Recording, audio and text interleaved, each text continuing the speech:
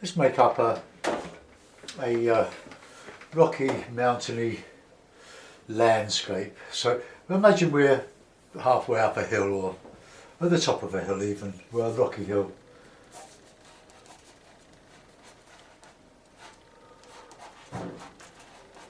And we've got all these lovely rocks, and in the distance we've got a bit of a valley.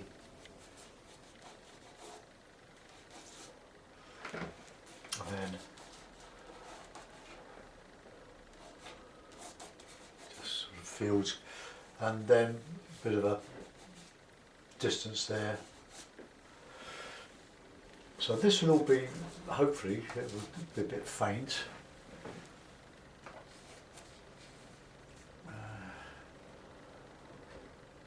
Something like that.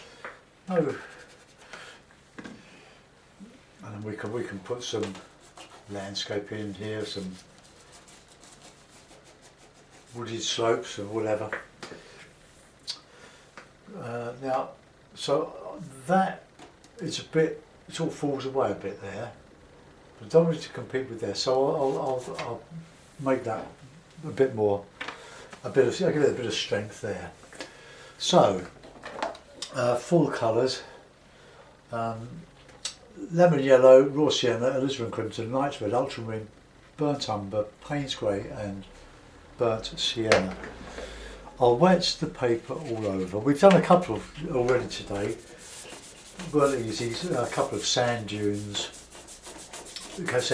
paintings. They're not easy, I don't find them easy. I didn't work from any reference material, so I sort of made them up from memory really, so I didn't help myself. Yes, I'm still smarting at that. I could have done better, I think. I'll get some reference material. I've probably got some of my own photographs of North East Norfolk. I don't really want to rip off Seago, but worth having a look at Seago's painting of sand dunes. He came from Norfolk, London, and painted what was around him. I live in pleasant suburbia with parks, and I know there's plenty of sort of open spaces, small holdings nearby, Woodcote, and a bit further on we've got sort of the lovely Surrey countryside, Dorking, around there, Reigate, all the Surrey hills, Sheer, Gomshall, beautiful places. Right, but no coast, so I'm not so familiar with coast, other than all my holidays.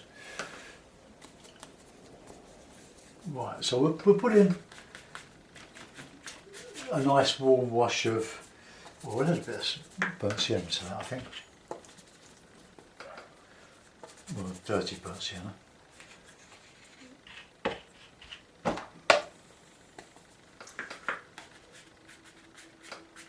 Warm everything up a bit. Right, and then we'll put in a bit of a nice grey and burnt umber, Payne's grey, ultramarine blue, and a bit of alizarin in there. And a nice strong mix.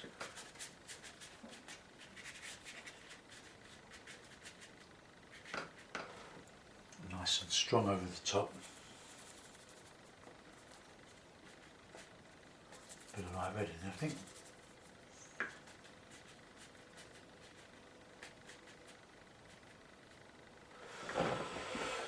Right, reclip my paper. Now you do need a lot of nice dryish cloth when you're doing these to take all the excess moisture off the hay. I flick a lot of it on a carpet, on top of my carpet tiles in my studio here. So I've probably got mould growing underneath it. Right, so let's get our top mountain in the rain there. So same sort of colours, mixture of all those, ultramarine, alizarin, Payne's grey, bit of ochre, sienna. I don't use ochre in watercolours, I use raw sienna.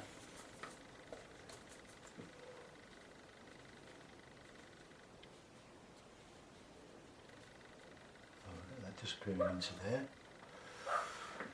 And we'll put in some bit of sienna in there. More sienna just coming down.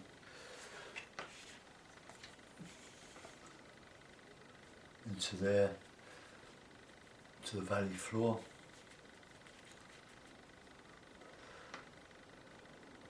Right. Then in the background we've got some nice bluey grey. But I don't want that to be too heavy in there. There, merge. Then we've got a harder bit of sienna in there for the other side, making it slightly different.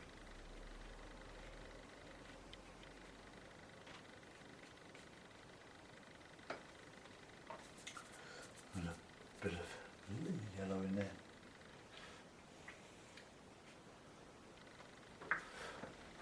Right, okay, now while that's drying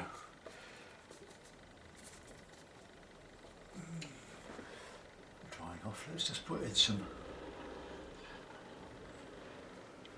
heavier imaginary slopes, trees going down into the valley.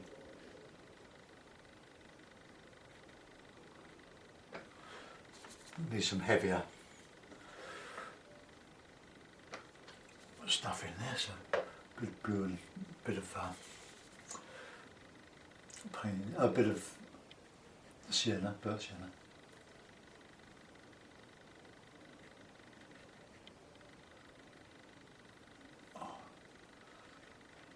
Now I'm going to just touch out a little bit of this. Just a little bit. I don't want it to compete with the main rocks, but I want to put some exposed slope in there. So just, I broke my card yesterday. So just some little bits to show some exposed mountains, just, well, rocks anyway. Mountain, you know there's a mountain.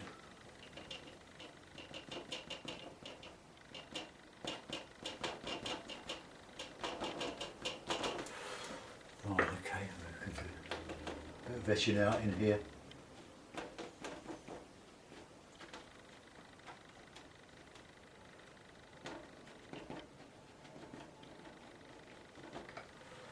I need to, the card's a bit big. I broke my card yesterday. So save your cards, because you never know when they're going to have a new life in this rocky glen.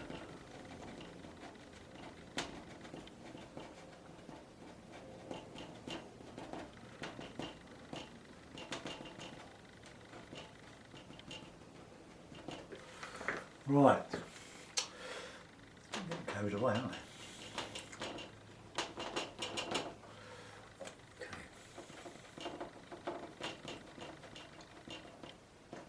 Just little outcrops.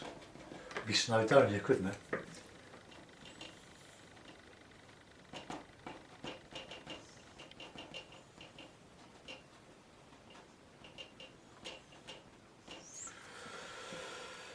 Right, okay.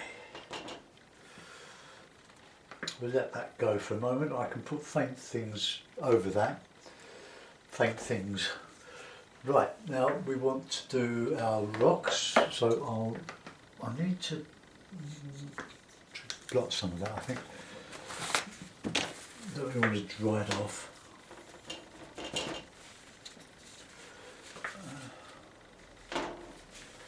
Right, so we want nice, thick, rich colour, blue, red,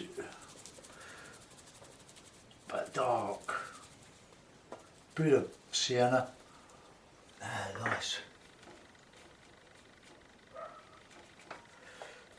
Get some ochre in there as well. Some red. So when you scrape, hopefully you'll get nice warm colours as well coming through. Right, we'll have a bit of grey now.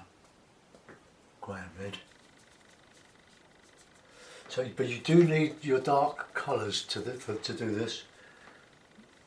Otherwise,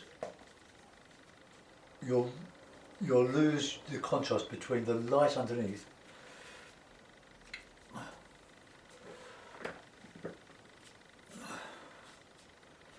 and the lovely paint you're putting on the top. Right, okay, card. Here we go. Let's start etching.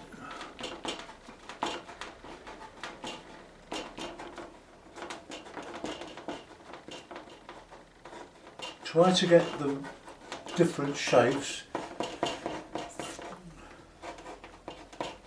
and different angles. Just a rocky scree.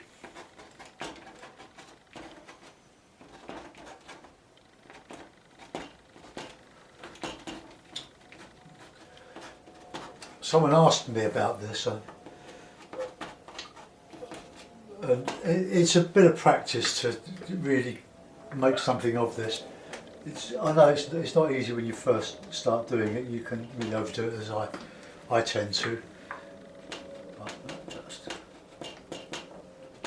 I'll put some bushes probably under that as well. Now, what I wanted to do was to try to throw that back into the distance, which I think I've managed to do. Now we want a bit of greenery coming in here, but faint, not as rich as that.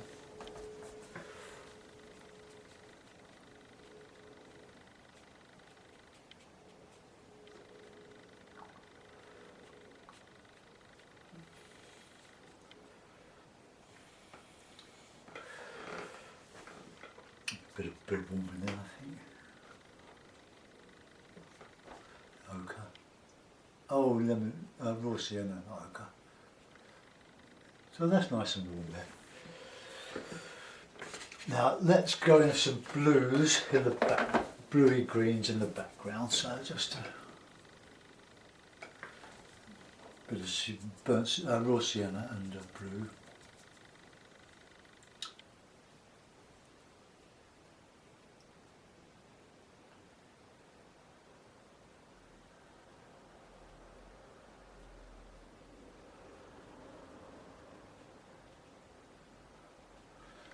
Green, bluey green. So I do all this with the one brush at the moment. And we can etch into there.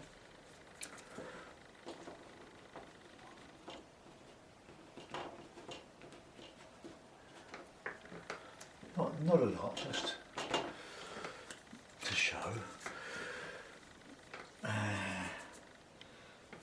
So you can't fiddle with the hake.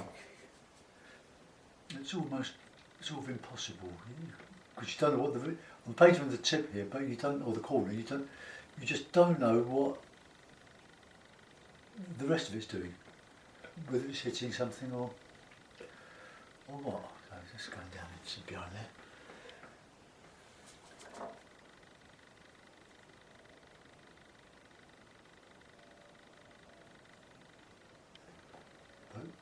No detail much beyond this because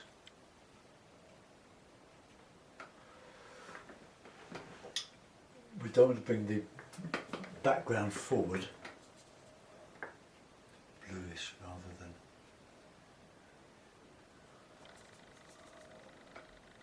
that blue in there, so that's going over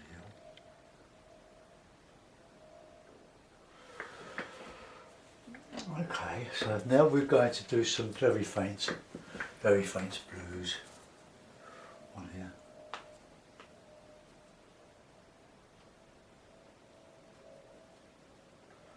Well, just palette blue. Just adding a little bit of detail, see? Not a lot. Not a lot.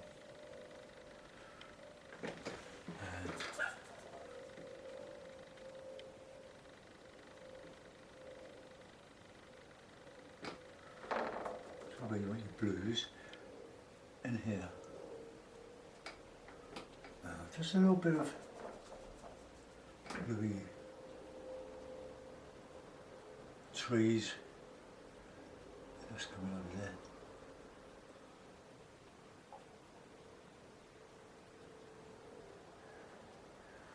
Right, just it's very delicate. See, we've got to put something in here now, because that is just a,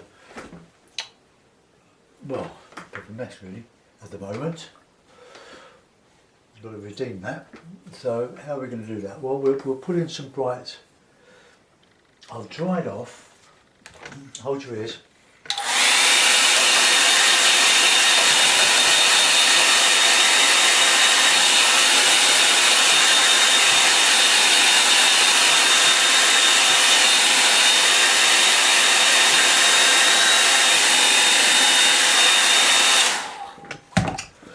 Now some nice rich sort of dark green, warm, so red, blue, lemon yellow, burnt sienna,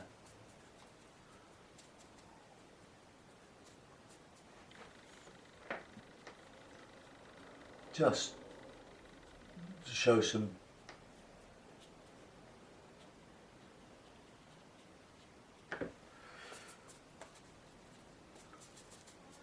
shrubby, gorsey type.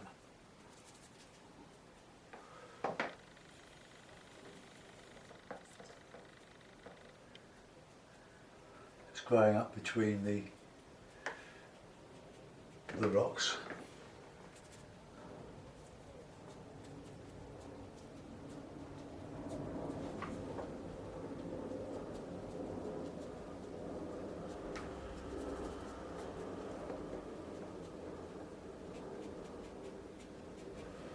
I'm just showing a little bit of greenery, warm, rich greenery.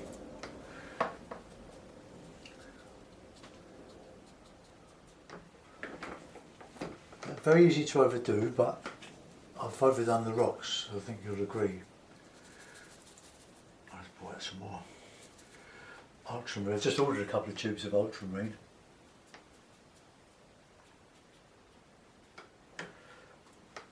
And some raw sienna. They're the two main colours really.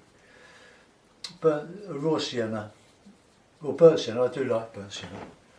So let's get some really dark green here now, without using the grey. Put that into the rocks.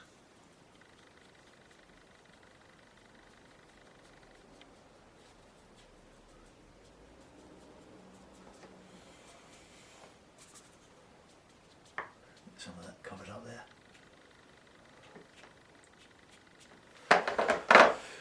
Right, a little bit of calligraphy, and then we've got a painting.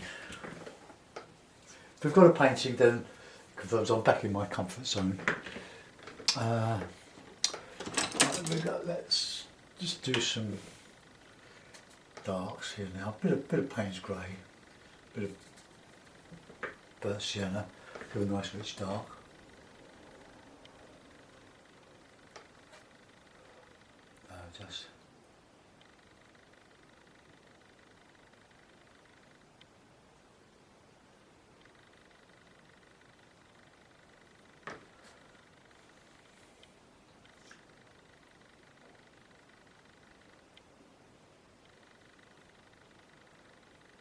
Just things glowing out the top here.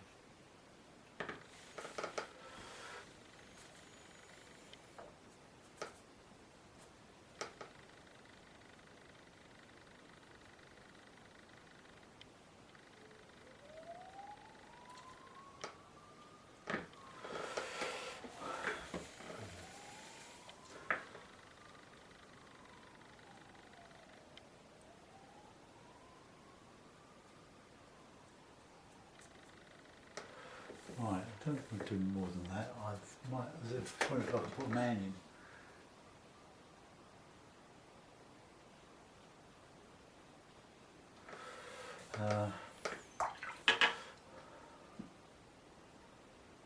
Where would he go? If I put one in, where would he go? Could be having a little look over here.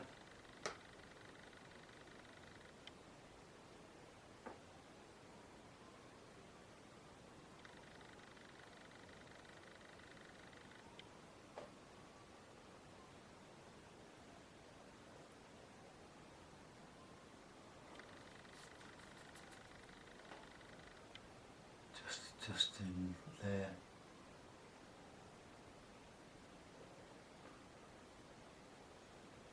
Just over the hill a bit.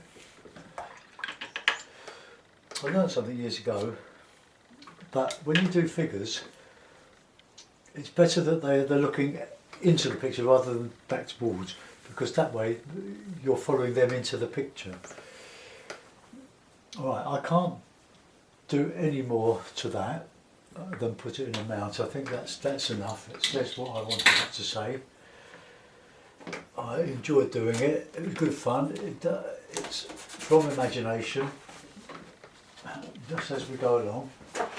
I used my little figure example. So I pinched the figures from there, which I did years ago last year. Right, okay. So there we are, we have another mountain scene with a full palette. I've used quite a lot of red in it, but you wouldn't know. The bits of it show through. But we could say, where should we say that? It's Welsh mountains. Welsh mountains? Scottish Highlands. Scottish Highlands? Yeah, why not? Let's zoom in on that. Bring the camera around a bit. And those rocks, they look pretty good on there. There's my little man.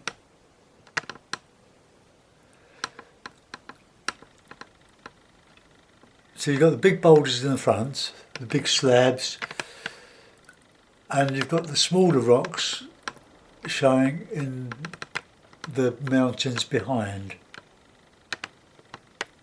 And that's as far as I took it, because I've got the nice two blue plains behind, which give the depth to the whole thing.